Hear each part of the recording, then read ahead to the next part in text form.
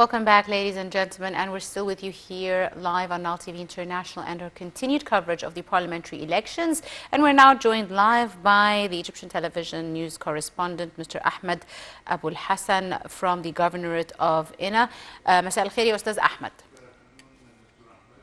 مساء الخير لحضرتك. أستاذ أحمد، حضرتك ممكن توصف لنا الوضع في لجنتك الانتخابية؟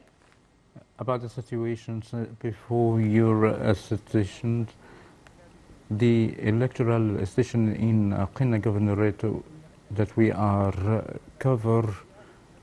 we are in present within one of the election committees in Qina. The process starts since 9 a.m. before the voters in such governorate. The eligible voters in Qina, they are the number of voters, 2,034,000 voters. The committees started to open their ballots at 9 a.m. The control room in the governorate never recorded any irregularities, and we are contacting with the control room continuously throughout the day. There is an organization at larger scale in the governorate. If we are talking about the security process, the security side in the governorate, there are tight security measurements on the necessity of the precautionary measurements with respect to the COVID repercussions, not to let any citizens to enter the committee without having the masks, and also there are free masks before the stations for free. There are also sanitizers, and if we are talking about the process of security in different committees in the Governorate of Qina, the process contains that there are mobile vehicles to review all the stations to secure the process of the election process in the governorate. The control room never recorded up till now any irregularities within such stations of the governorate. Also, with respect to the turnout of the voters, the turnout, as we've seen, is large, not only in this committee or station, but in different stations. There are a great turnout in the stations in centers and districts or the cities, and through the talk resulted the satisfaction of the citizen upon national and developmental projects, such projects that are undergone in different fields, housing, health and education.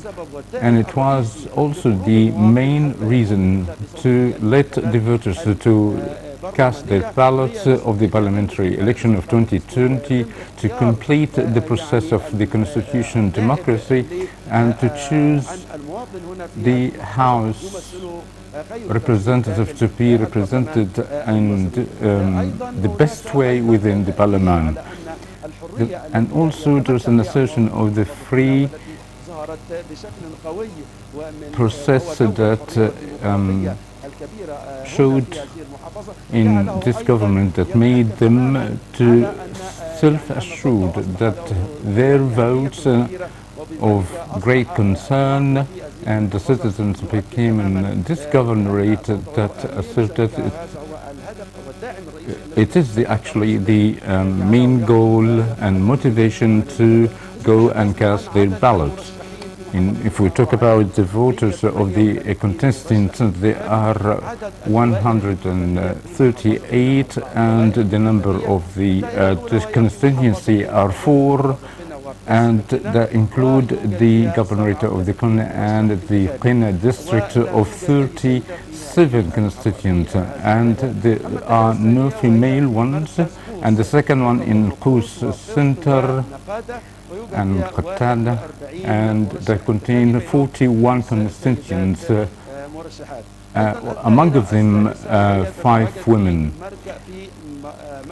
and the other one in Naga Hamadi, that include Naga Hamadi and Dishna. Of 31 is election potentials.